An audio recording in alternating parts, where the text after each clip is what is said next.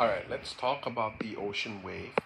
Okay, so ocean wave are caused mainly by the wind blowing across the ocean surface.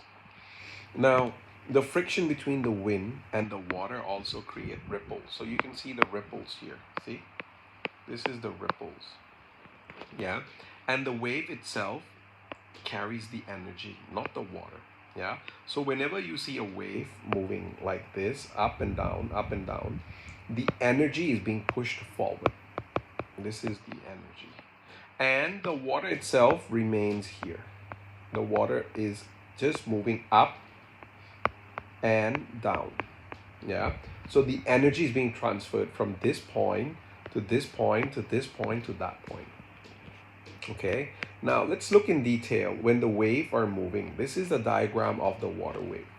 The highest part of the wave is called the crest. So this is the crest there. Crest, this is also the crest. Same, yeah? And the lowest part of the wave is called the trough. This is the lowest part, same here and here, yeah? And we say the distance between one wave or distance between the two crests is called the wavelength. This is wavelength there. Okay, so the wavelength is from one crest to another crest, or you can say from one trough to another trough. You should get the same value. If you measure this and you say this is 5 centimeter, this should also be 5 cm from one trough to another one. Yeah. So if the wind is strong, you get a bigger wave with a greater wavelength and a greater amplitude. Amplitude is the height of the wave. This is the height. The height is this. If you notice, see, this is the height. This part here is the height. See, this is the height of the wave. How high it is. Yeah. All right. You can have different types of wave. The smallest wave and the gentle wave, we can call it the ripples. Yeah. So this is caused by gentle wind. Then you can have the swells. The swells are large rolling wave formed by strong storm in the open sea. Can be as high as 9 meters. Then you can have what we call as the breaker. This is the breaker. The wave reaching the shoreline here. And the white part you see is called the white cap here. The white part here. Yeah? All right. Then you can have the most dangerous one, tsunami. Tsunami is a giant wave. This is usually caused by earthquake, landslide, or even volcanic activities.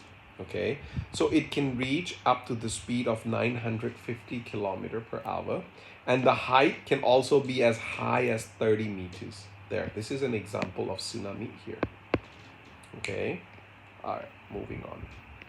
The tides in Thai we call it Nam Khun or Nam Long. Yeah, so high tide and low tide. The tides are caused by the gravitational pull of the moon and the sun. Okay, so usually water that faces the moon would have high tide. Okay, and the one that doesn't face the moon directly would have low tide. Yeah. All right, let's see here. I will show you here.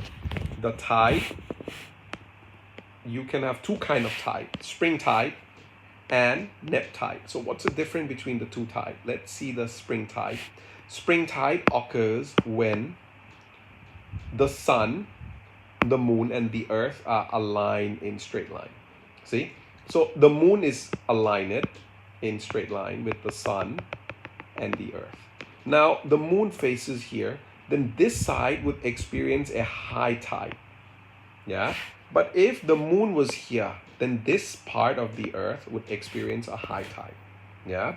All right, what about neap tide? Neap tide occurs when the earth, the moon, and the sun are making 90 degree. Okay, so we call it, they are making a right angle. Right angle means they're making 90 degree. Yeah, so 90 degree in this case, if you notice, you will see that if the moon is here, you will have high tide on this portion, but if the moon is there, you will have high tide there. Yeah, so this case, neap tide usually occurred on first quarter moon or third quarter moon, whereas spring tide occurs when you have new moon or full moon. Okay, all right, moving on.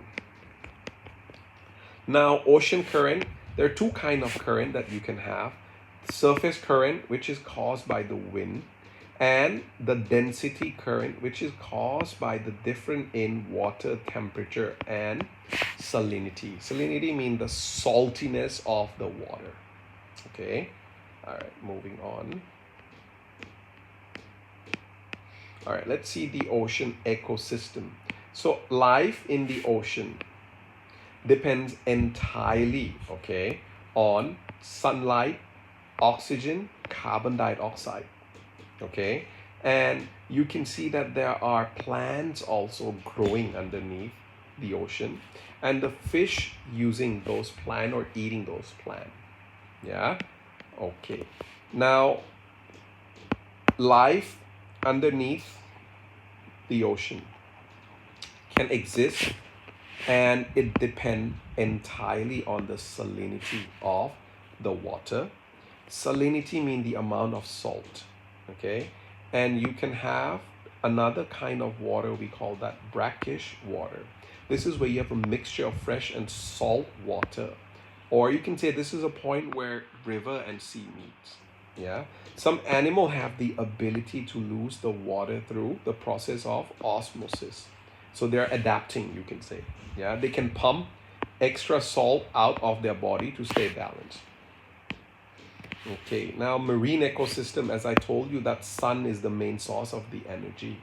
And the producer we call them photoplankton. Okay, this guy uses sunlight to make food. Also, you have food chain and food web underwater to connect all the living things. Okay, so this is the type of organism you have.